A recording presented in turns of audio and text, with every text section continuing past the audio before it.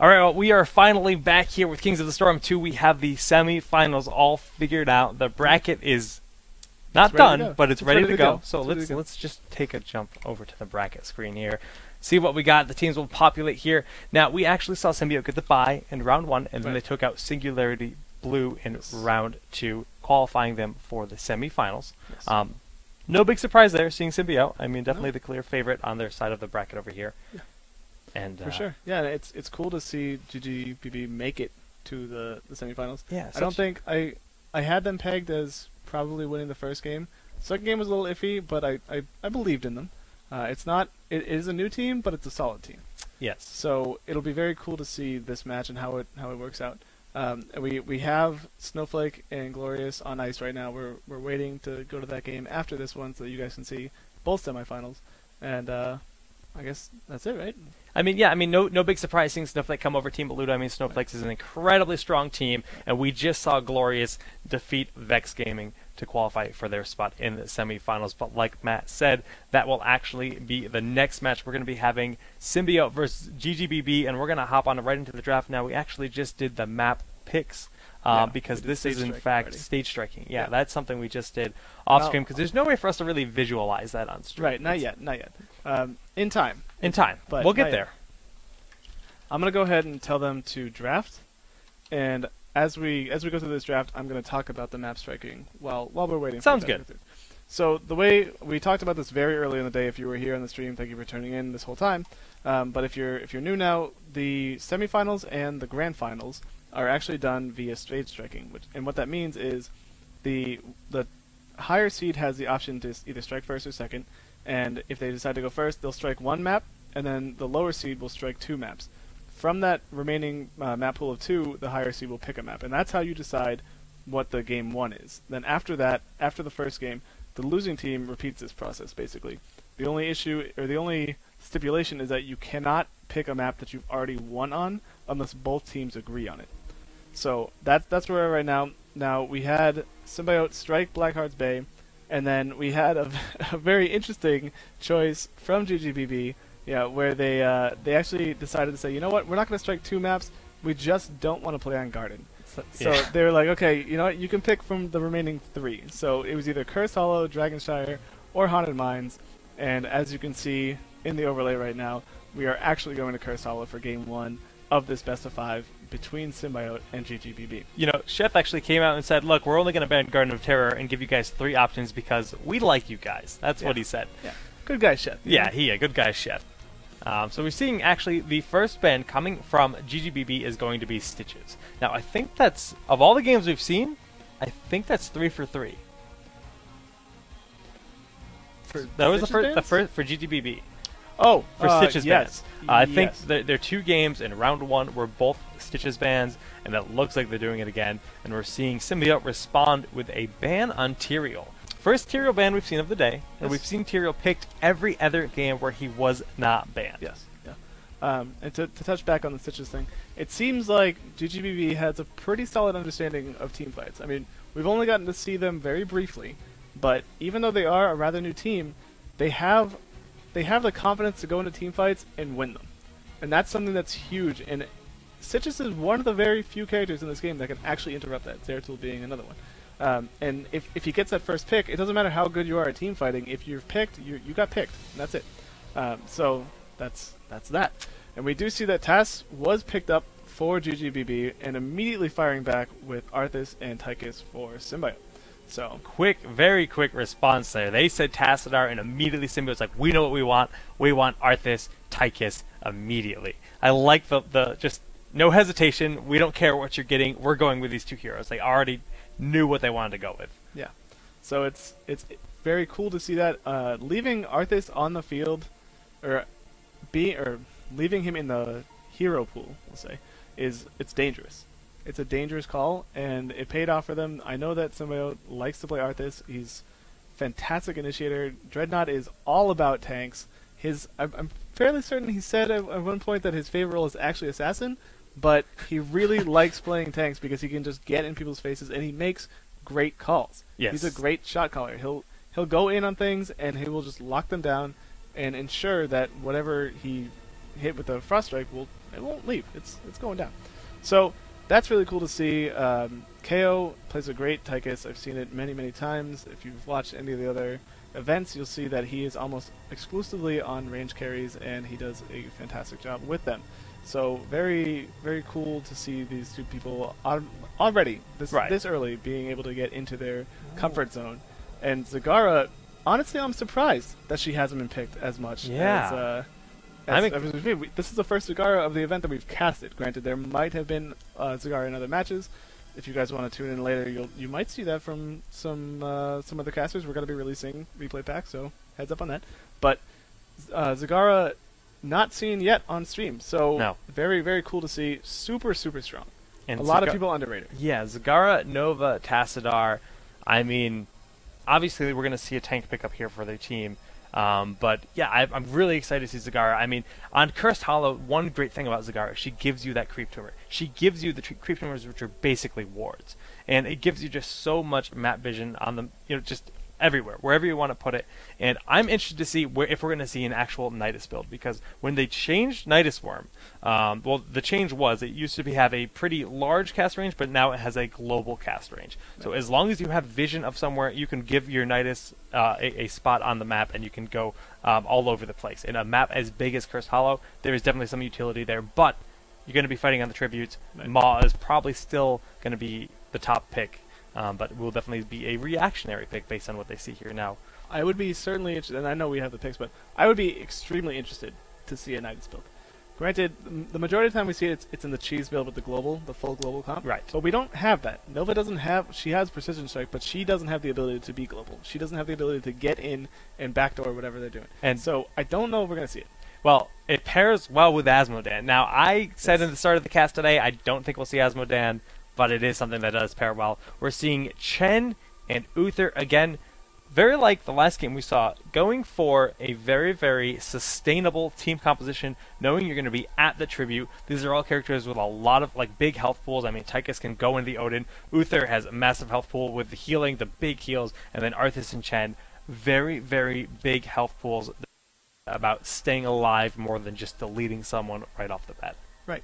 I like the pick for Shen here. Normally I don't like Chen picks because I'm not a fan of him. I think a lot of other warriors do what he does a little bit better. Although granted, he is one of the better warriors at just getting in and being in someone's face.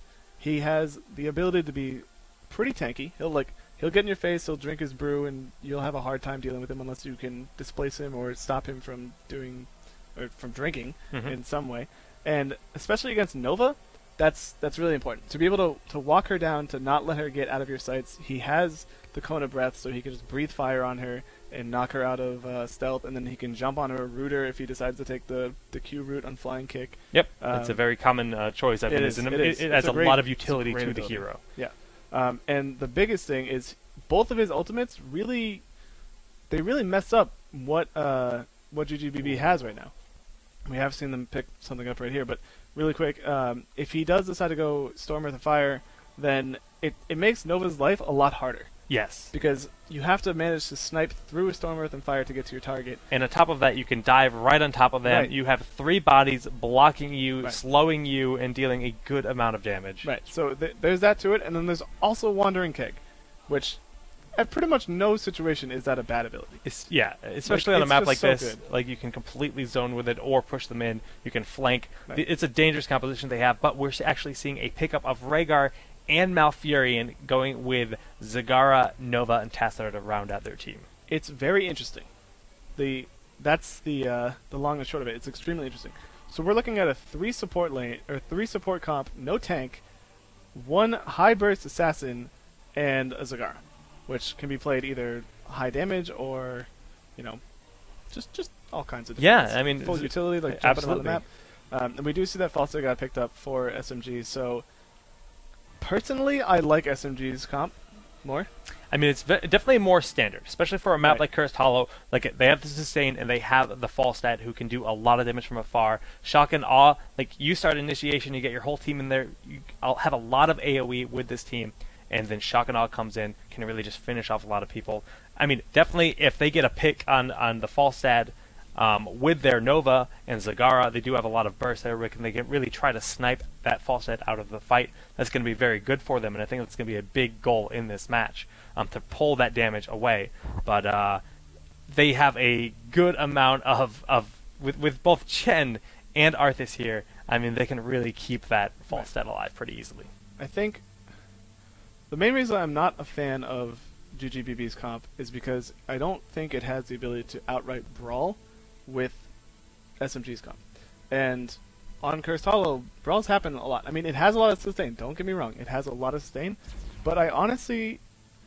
It's going to make me look bad when I call this, and I'm totally wrong, but I want to say that they're running this comp as a semi-cheesy comp where they just hard push with multiple promotes, multiple creeps from Zagara, while Dunk just kind of goes around and tries to put pressure around the map, tries to look for people when maybe they leave lane to go defend something and they leave someone alone, maybe they leave Falstad alone. Nova comes up behind him, kind of roasts him. So it would be interesting to see if that's the playstyle they're going for. And I'm going to check real quick if teams are ready, and we will get into this game. Yep, as soon as the players are ready, we're going to start this up. We'll have our game one of the semifinals here on Cursed Hollow. Now, Matt, is this a best of 3 or is this a best of 5? This is a best of 5. Best of 5. Now, so we got 2 best of 5s, and then we have the grand finals, which, of course, also best of 5. Yes. Players are ready. Good luck, folks. Good luck. Have funds Close, have been put down, and we're going to start up this match right here. Yeah, it's going to be very interesting to see how it works. SMG's comp, as we've discussed a couple times already, is super standard. It's very, very standard. I mean, it's got the health in the front to front line, it's got the damage behind it, and it has a healer that has the ability to heal multiple people if he hits his line. It's certainly interesting.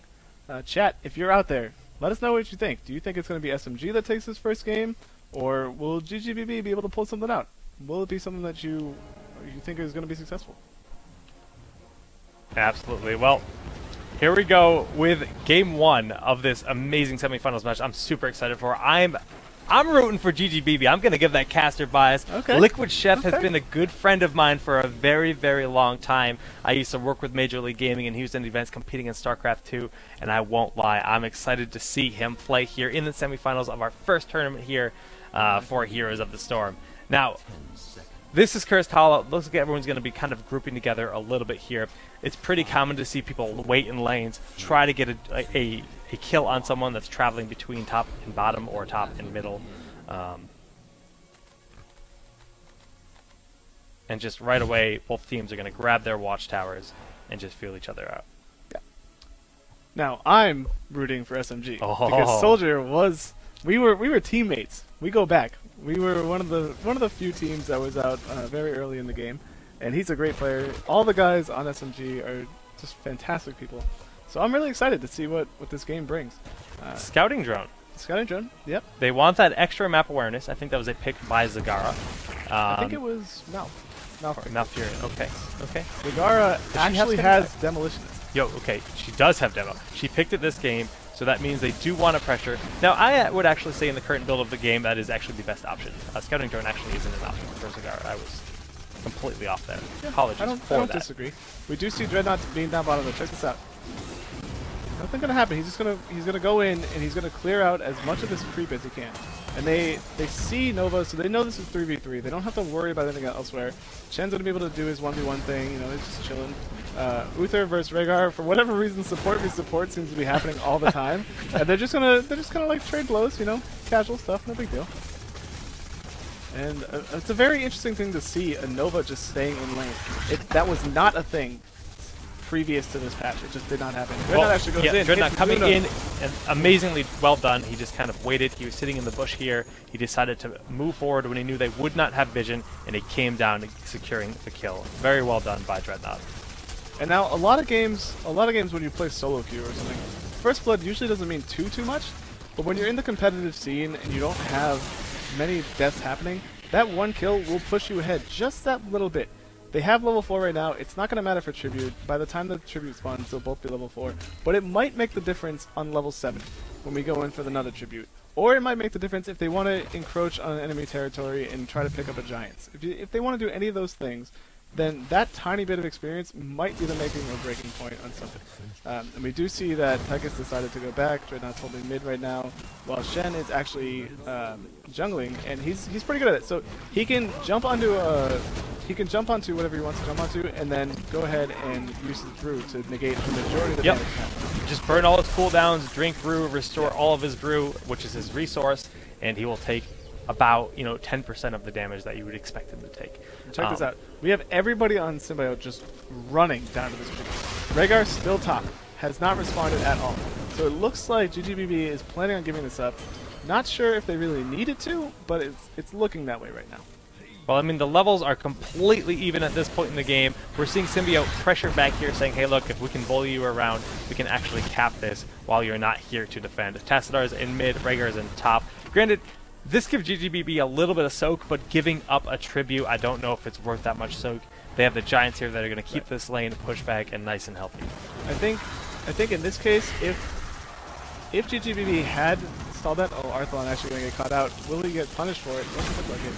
Actually missing the snipe, unfortunately, and he gets rooted for it. Oh, nice job. Dunk Train is going to fall there. I mean, just having that lockdown on a stealthy character that's so squishy, like Nova or Zeratul, it's very hard to keep them up, especially when you have a Falset and Tychus gunning down. That's the risk you take, though. If you push just a tiny bit too far as Nova against someone that can lock you down like that, that's the risk you take. And it's really scary, but you've got to be able to manage those risks when you play Nova. Or even Zeratul. Anyone that's hyper squishy, you have to know when you can take those chances. And we do have another tribute spawning top. We have Falset flying up there. We already have Arthas there. It looks like Zoma doesn't. Yeah, they just don't want to go. Okay, now they're going. I want to say that they've just been trying to push this down and maybe break it for Giants later. They're going to lose this. They have no chance of stopping this. They even realize we have to turn around. We're not going to be able to get there in time. GGBB has to fall back. Chef gets out by the skin of his teeth. Look at that money pig, though. Look at that money pig. Soldier with, I think, the first money pig in Alpha? 20,000 gold already. Look at it. It's beautiful. Check out bottom, though. Look at how many people we have in there. You just got distracted by the money pig. Sorry. Okay, so we see going up here, we have the whole setup here, and Dreadnought is coming down, getting a little bit forward. We're going to be able to see GGB come in from the back, getting Dreadnought and the Tychus player. No, Dreadnought. Art's actually losing his life there as he steps up, trying to help Dreadnought. Dreadnought went in a little bit too hard. I'm not sure if they expected to have all 4 people down bottom. It didn't seem like it. It seemed like they were going to just try to pressure everybody that was down there, maybe get a kill out of it, or just maybe try to make them back off that bottom lane.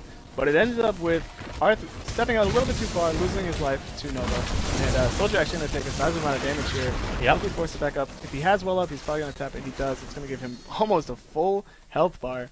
And he'll be able to stay around. GGBB is getting a lot of use out of that scouting drone. I mean, just constantly using it to check their flanks, knowing when they're safe to push. They realize they could just keep on pushing there with the scouting drone, giving them complete vision, but they cannot give this third tribute up.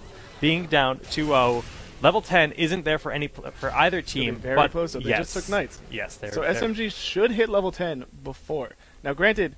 Okay, they did do it. Granted, GGBB has made a great stride in stopping this. Timmy's actually going to walk into a bad location. He could just Divine Storm on top of this. He absolutely could, and he does. It goes down, but GGBB is still here, ready to fight. King Caffeine is running away from Arthalon, but Liquid Chef kind of caught out of position, and they really need to just kind of regroup and try to contest this. They can't give it up. They know it's still the curse is still very, very dangerous for them at this point in the game. They're going to probably tap the wells if they're able. And we actually see King Caffeine having to back up to base. We do see that Ma was picked up as well as Twilight Dream on Malfurion. So a lot of damage able to come out here. The curse does get picked up by KO though. Just barely able to get it before that precision strike hits. And it looks like they're just going to swing up top and say, you know what? You can go ahead and clear mid. We're going to take top 4. We're going to try to extend our level lead. And once they're level 11, they can try to push it to the 13. They can start getting in to the jungle of GGBB, and we'll see what happens. We do have 2 ults expended from Symbiote right now, though. So if this team fight happens, Malfurion's looking for the Twilight Dream down below them. If they want to go into this, he can just throw a root down and go in, but it looks like they're going to back out. Malfurion actually in a bad location. Yeah, but he's right. Look at that Maw, though. Back. A beautiful Maw. The Archon is down, ready to capitalize on it. Divine Storm, is it up? It is not ready quite yet. Storms go down. Dunk Train is backing up. He's super low on Nova. Nova's a very squishy character. We see the Storm, Earth, and Fire coming in to secure the kill. and just a lot of AoE, but again, the sustainability of Symbiote is just too much. None of their players have fallen, and they're going to get potentially a full team kill here. No, Zuna will rightfully back up behind the tower, and they're going to go for the Golem here, I believe. I would say Golem, yeah. Golem is definitely the right call. They can try to swing to Knights, or at least fight on Knights afterwards, but I highly doubt it's happening. I have no... Oh, this must be a bug with the... what? That is very unfortunate because that...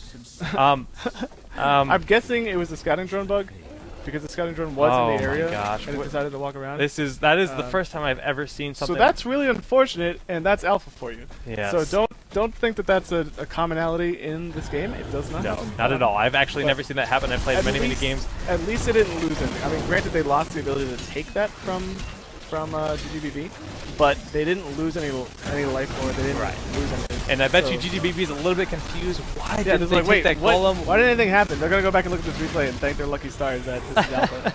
But it's okay. So, and as we said in the early game, GGBB doesn't really have the comp to just straight up brawl. We just saw it right there. The Storm, Earth, and Fire came out. It made Dunk's job a lot harder than it really would be normally. And we do see that even though SMG is seen out, they're like, you know what? No, we're going in here. We're going to bluff. They actually just hard bluffed that. They didn't have Falsehead there. They walked in. Falsehead has flown over now. KO is here. And they're like, you know what? We're not letting you have this. We're just going to clear this out. They're clearing out whatever creep is on the ground right now. They're looking for a pick. Someone that's not around with the team is what their obvious goal is here.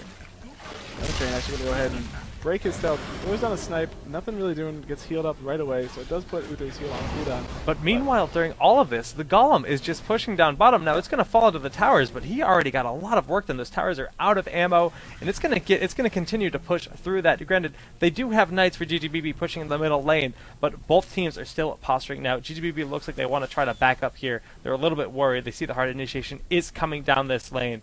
But still, everyone's just kind of feeling each other out. I really think Symbiote's just trying to buy time for their goal. Now they see that it's fallen. They don't have any more reason to stick around and pressure, and the Tribute will spawn, and we'll see both teams rotate down to the Tribute. We see Dreadnought making the call here to sit around and make sure that they don't get followed on. He is looking to see if they're doing Golem. He should be able to hear them doing it because he's in proximity. So they know it. It looks like they called it out. And Golem's actually going to be really low. This is super dangerous. Yes, they have to Great knock comes out though, but yes. Timmy actually blows his ult a little early. His team not able to really follow up on it. And you can already just see the players of GGBB falling down low, but the chain kill comes in, heals them up. Amazing Twilight Dream getting 3 or 4 members of Symbiote Gaming, but it's not going to be enough. Yeah, a great shotgun out comes out from KO. They're able to pick up Malfurion and is chasing on Dunktrain. He's already killed. He killed Rhaegar. He's already down. Biceps now trying to run away with Tassadar. Arthalon in chase. Says, you know what? It doesn't matter. We already have this Golem. We're going to push for them and try to get as much work done as they can. And it looks like they did actually manage to pick up Zagara over the wall, likely with a prospect. And Tassadar not able to make it out as well. So 4 members down for GGBB, and you know the map is theirs for Symbiote right now. They're gonna go ahead and push whatever they can. It looks like they did a little bit of support for the Golem, and they're gonna back up, pick up their own stuff now. They'll pick up Knights, they'll pick up this Tribute.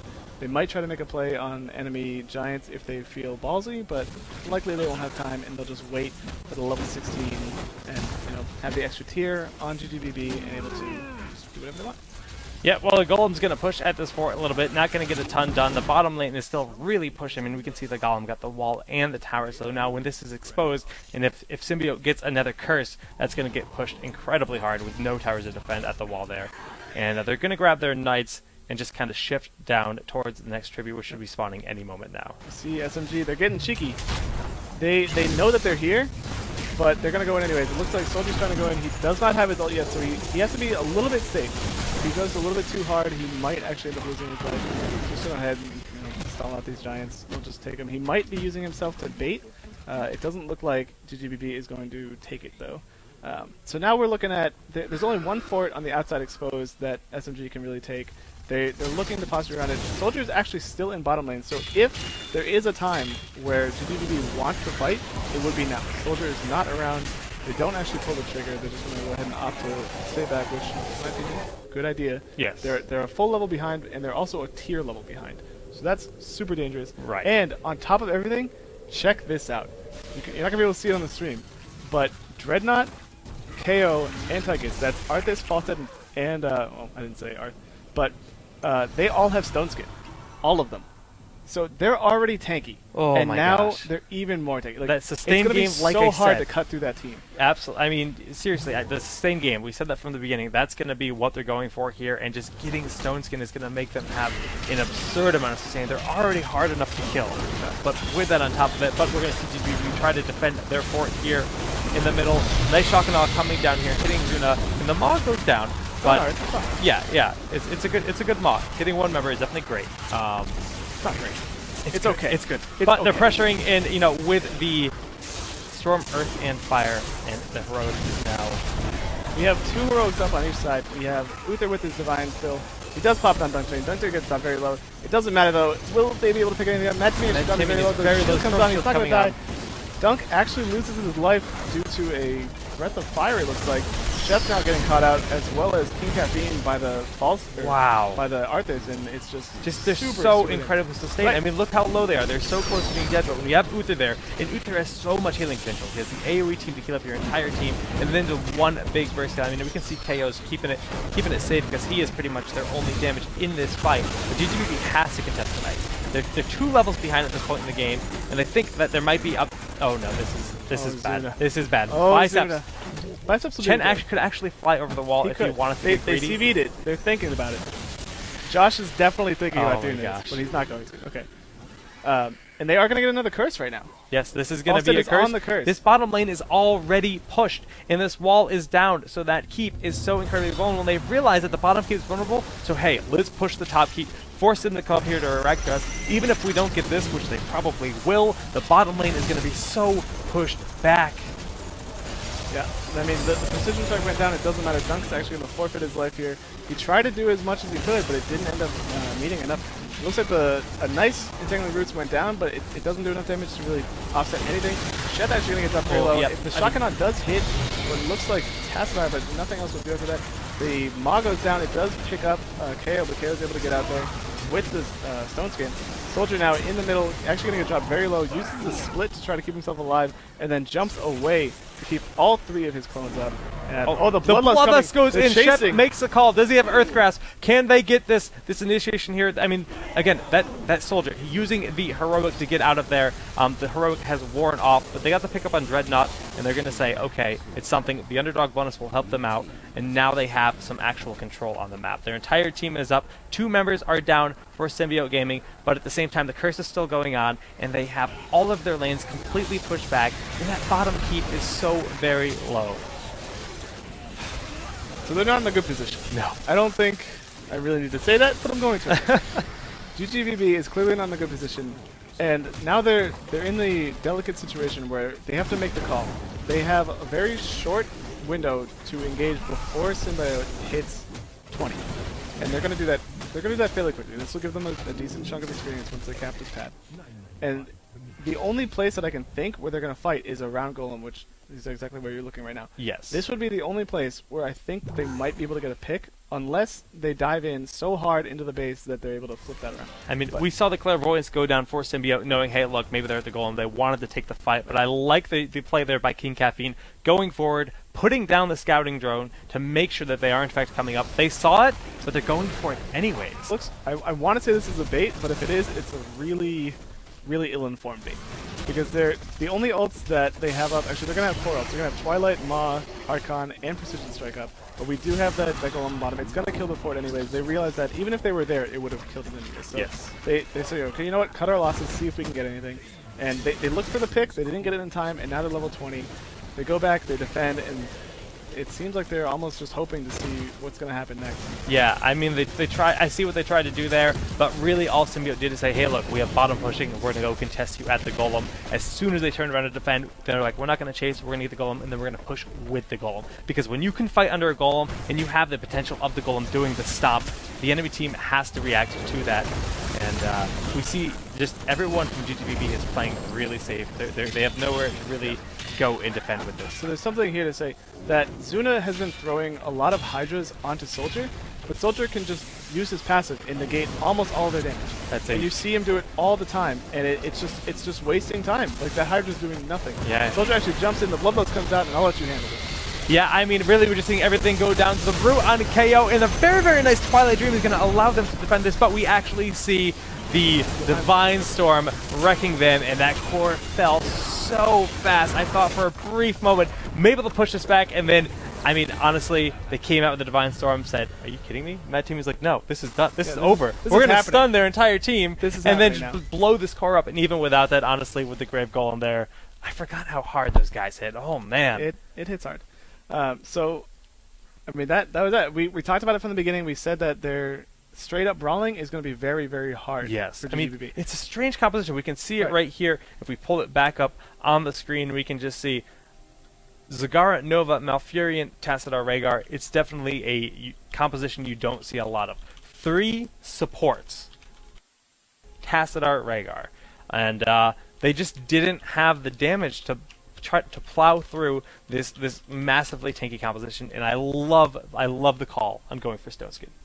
Yeah, that was, I think it was perfectly right, because there were a couple of fights where they were very close, and they might have just felt like, you know what, we can win these fights in terms of damage. Like, we don't have to worry about that. We just have to survive through everything. And granted, that last Twilight Dream was beautiful. It hit the 2 damage dealers that they needed to hit. It allowed them to just roast Arthalon because he didn't even get a chance to use his Odin. He was silenced, so he couldn't do it. KO got dropped very low, but it didn't matter, obviously, at that point. It was already too late. But the theory was there. They could have done the damage if they could have gotten into the appropriate positions. If they got the Maw down and then the Twilight Dream came out after it, that would have been a really, really nice combo, and it would have allowed them to do a lot of things. Obviously, it didn't happen. Right. So, I mean, like you said, I mean, they had stuff like Root for the hard initiation, and with Bloodloss Archon, obviously you have a lot of damage potential, but we just never saw them being able to actually pull it off. Because I really think the one thing that we're missing is some kind of really hard lockdown or initiation. I mean, Root is pretty much all they had. It was either Root or it was Maw. And I mean, they had Rhaegar, but Rhaegar, it's hard to call that a hard initiation or anything, because you have to get in to throw down that. I mean, Earthgrass Totem has a good range at level 16, but that's still not to level 16. They were already so far behind at that point in the game, so it really wasn't enough to get them back in the match. Well, we're going to get ready for the second game of this best of 5 series. Stay tuned, guys. We'll be back in just a few moments.